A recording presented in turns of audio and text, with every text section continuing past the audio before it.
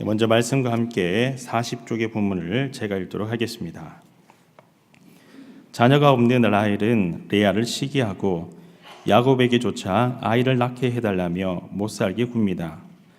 이에 그는 하나님이 하시는 일을 자신이 어떻게 하느냐며 역정을 내자 라헬은 여종 빌하를 남편과 동침하게 하여 단과 납달리를 낳게 됩니다. 그러자 레아도 몸종인 실바를 그에게 주어 갓과 아셀을 낳습니다. 어느 날 라헬은 레아에게 합한 죄를 얻기 위한 대가로 야곱과의 동침을 제안하게 되고 이 일로 레아는 이사갈, 스불론, 딸 디나를 낳게 됩니다. 라헬이 요셉을 낳은 후에 야곱은 라반에게 자신이 고향으로 돌아가는 것을 허락해 줄 것과 품삯 줄 것을 요구합니다. 라반이 그에게 줄 품삯을 가로채려는 계략에도 불구하고 야곱은 계속 번창합니다. 아멘. 창세기 30장을 크게 두 부분으로 나누어 보면 1절에서 24절까지는 29장에서 출산한 야곱의 4명의 아들들에 대한 이야기에 이어서 8명의 자녀를 출산하는 이야기가 기록되어 있습니다. 그리고 25절에서 43절까지의 말씀은 야곱이 삼촌 라반의 집에서 지금까지 일한 품삯을 요구할 때에 그와 함께 다투지 아니하고 라반의 동의를 지혜롭게 얻는 장면, 그리고 하나님께서 풍성하게 채워주시는 은혜가 기록되어 있습니다. 오늘은 이 두 이야기를 통해 기도 제목 3가지를 함께 나누고 기도하도록 하겠습니다. 먼저 첫 번째 기도 제목은 분노를 다스리는 평안함을 주옵소서라고 기도하겠습니다. 분노를 다스리는 평안함을 주옵소서. 우리 다 함께 1절의 말씀을 읽겠습니다. 시작. 라헬이 자기가 야곱에게서 아들을 낳지 못함을 보고 그의 언니를 시기하여 야곱에게 이르되 내게 자식을 낳게 하라. 그렇지 아니하면 내가 죽겠노라. 야곱에게는 두 아내가 있었습니다. 첫째는 레아였고 둘째는 라헬입니다. 이 두 사람 모두 라반의 딸들입니다. 그런데 29장에서 레아는 4명의 아들을 출산을 하지요. 매년 아이를 출산하고 했다라면은 적어도 5년이라는 시간이 흘렀을 것입니다. 이 시간 동안 둘째 아내였던 그리고 레아의 동생이었던 라헬은 언니를 축하하기보다는 언니를 점점 더 많이 미워하고 시기하게 됩니다. 급기야 라헬은 야곱에게 이제 내게 자식을 낳게 하지 아니하면 내가 죽겠노라라고 그렇게 야곱에게 항변합니다. 그런데 이런 라헬을 잘 다독여 주어야 할 남편 야곱이 문제이지요. 2절의 말씀을 보면 야곱이 라헬에게 성을 내었다라고 이렇게 표현하고 있습니다. 이것은 그냥 화를 내는 정도가 아니라 불타다, 뜨거워지다라고 하는 의미의 하라와 그리고 콧숨을 거세게 몰아내듯 하는 극렬한 분노를 의미하는 아프라는 단어가 결합된 말로서 화를 주체할 수 없이 이성을 잃어버릴 정도의 큰 분노를 의미하는 것입니다. 그래서인지 야곱은 라헬에게 차마 하지 말아야 할 말을 하게 됩니다. 2절 중반부를 보면 그대를 임신하지 못하게 하시는 이는 하나님이시다라고 이렇게 이야기하죠. 야곱은 모든 책임을 하나님께 전가하고 있습니다. 남편이라면 함께 기도함으로 아내의 아픈 마음을, 그 상처를 어루만져주고 아내의 마음이 회복될 수 있도록 기다려주는 것이 마땅한 법입니다. 그럼에도 불구하고 그것은 하나님께서 하시는 일이라며 모든 책임을 하나님께 다 전가하고 라헬에게 어떤 위로도 주지 않았던 것입니다. 라헬은 아들을 낳아야 한다는 집착으로 언니 레아를 시기하게 되었고, 그리고 야곱은 그런 라헬을 이해하지 못하고 오히려 분노하며 성을 내었던 것입니다. 이 두 사람에게 지금 가장 필요한 것이 있다면 분노를 다스리는 평안함과 그 평안함 가운데에 서로 사랑함으로 이해하고 배려하는 마음일 것입니다. 여러분, 다급하면 잘 되는 일도 안 되기 마련입니다. 마찬가지로 분노를 다스리지 못하면 실수하게 되고, 그리고 이웃에게 그것은 날카로운 상처가 되기 마련입니다.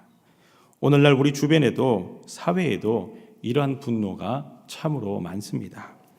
작은 일에도 너그럽게 용납하지 못하는 모습과 바쁜 일상에서 과다한 업무로 받는 스트레스로 인한 분노, 그리고 가정에서도 여러 말 못할 어려움들을 혼자만 끙끙 앓다가 어느 순간 그것이 차고 넘쳐서 가족들에게 표출되는 분노도 많습니다.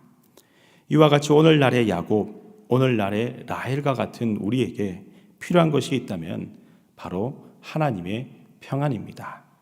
이 새벽제단에 나온 여러분들의 삶의 자리에 하나님의 평안을 구하며, 때로는 우리의 마음 가운데에, 우리의 삶의 자리 가운데 예기치 못한 분노가 찾아올지라도 그 분노를 다스릴 수 있는 하나님의 평강으로 함께하여 주옵소서 기도하며, 오늘도 주님 주시는 평안으로 삶의 모든 걸음 가운데에 평강한 삶이 되시기를 간절히 소망합니다. 다음으로 두 번째 기도 제목은 하나님의 때를 기다리는 겸손한 마음을 주옵소서라고 기도하겠습니다. 하나님의 때를 기다리는 겸손한 마음을 주옵소서. 우리 다 함께 14절의 말씀, 본문 14절의 말씀을 읽겠습니다. 시작.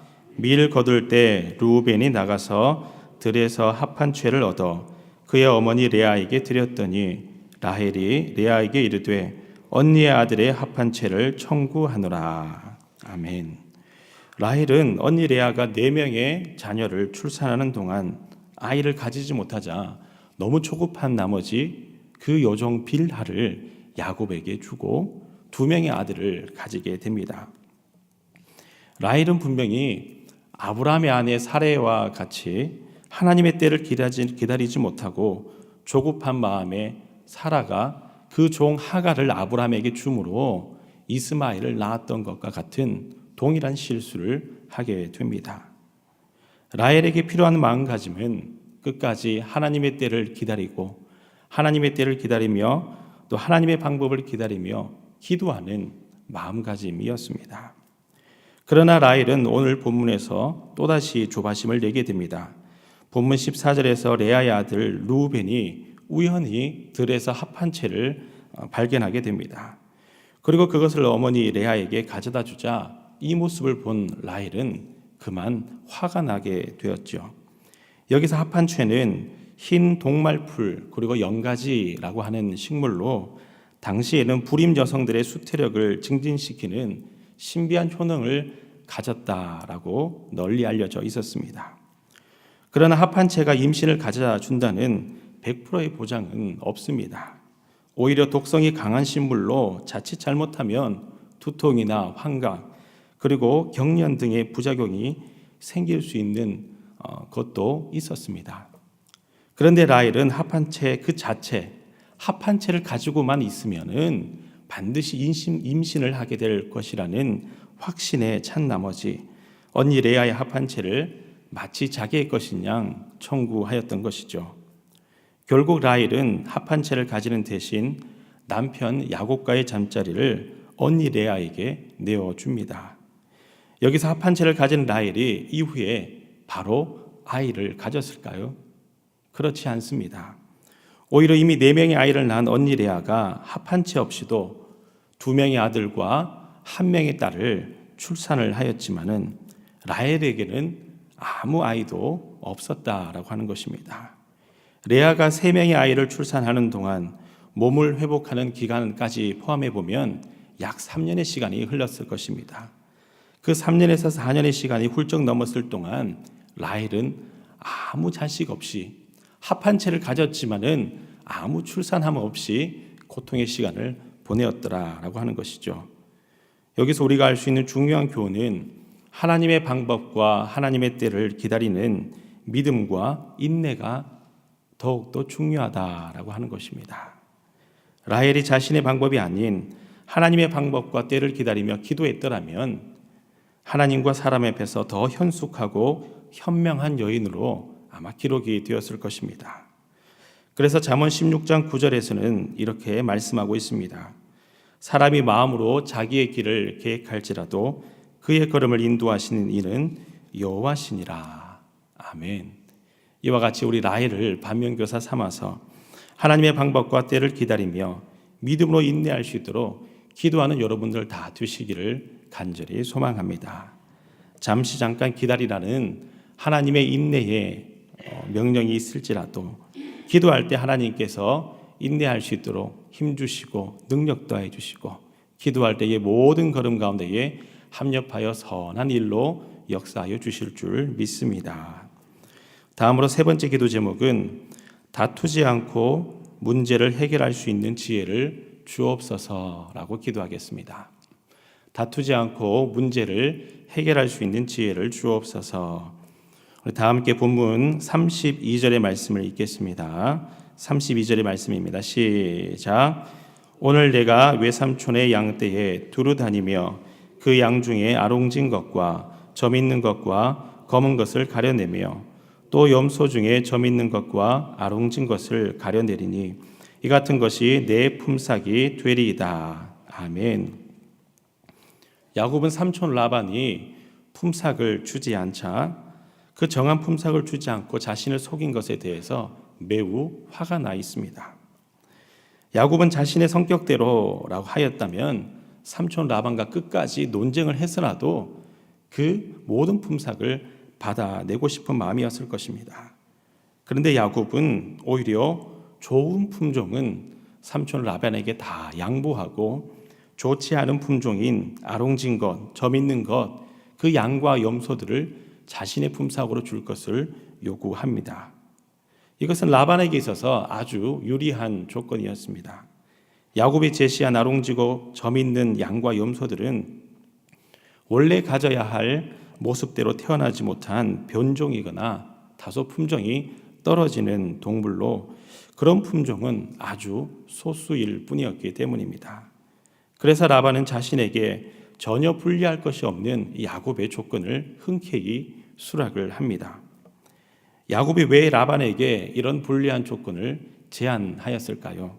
37절과 38절의 말씀을 보면 야곱은 생각하기를 아롱진 것, 점 있는 것, 검은 것을 따로 구분하여서 이 양과 염소들이 물을 먹을 때마다 튼튼하고 실한 양과 염소들이 얼룩진 나뭇가지의 모양을 보고 교배를 하게 되면은 더 튼튼한 아롱진, 점 있는 것, 검은 것 이런 양과 염소들이 태어나게 될 것을 확신하였기 때문입니다. 그리고 자신만만했던 야곱은 그렇게 실천하게 되지요. 분명히 이는 과학적으로는 전혀 근거 없는 이야기이기도 하고 매우 확률이 낮은 이야기이기도 합니다. 그런데도 불구하고 야곱에게 이런 양과 염소들이 아주 많이 태어났다라고 하는 것은 하나님께서 야곱에게 은혜를 베푸셨다라고 할 수 있습니다. 만약 야곱이 자신의 택한 방법이 미리 전혀 근거 없는 이야기라고 알았더라면은 오히려 이 방법을 택하기보다는 삼촌 라반과 끝까지 논쟁하고 다투서라도 자신의 재산을 얻고자 했을 것입니다. 그러나 야곱이 믿었던 방법이 근거 없는 것일지라도 하나님께서 야곱과 함께하여 주셔서 이 야곱의 우둔함을 지혜롭게 바꾸시고 야곱의 약함을 바꾸셔서 강함이 되게 하셨던 것입니다. 여기서 우리가 알 수 있는 중요한 교훈은 하나님의 지혜는 우리의 상황과 환경을 뛰어넘어 역사하신다라고 하는 것입니다. 이와 같이 오늘날 우리가 구해야 할 중요한 기도 제목이 있다면은 관계의 문제에 있어서 다투지 아니하고 성내지 않고 부딪히지 않고 문제를 잘 해결할 수 있는 하나님의 지혜를 구하는 것인 줄 믿습니다. 이 새벽제단에 기도하는 여러분들의 삶의 모든 걸음 가운데에 야곱과 함께 하신 하나님의 은혜가 늘 가득하시기를 간절히 소망합니다. 아멘. 이 시간 우리 세 가지 기도 제목으로 함께 기도하겠습니다. 먼저는 오늘 함께 나눈 말씀의 기도 제목과 같이 분노를 다스리는 평안함을, 그리고 하나님의 때를 기다리는 겸손함을, 문제를 해결할 수 있는 지혜를 저희에게 더하여 주옵소서 기도하시고, 두 번째로는 앞으로 남은 장로 임직 선거가 하나님의 은혜 가운데 공정하게 잘 치러질 수 있도록 하나님 함께하여 주옵소서 기도해 주시고, 세 번째로는 오늘부터 시작하는 제주 성지순례의 여정을 안전하게 지켜주시고 섬기시는 모든 분들과 목사님들을 위해, 특별히 담임 목사님의 영육간의 강건함을 위해 간절히 기도하시고 여러분들 자신의 기도 제목을 가지고 기도하신 후 돌아가도록 하겠습니다.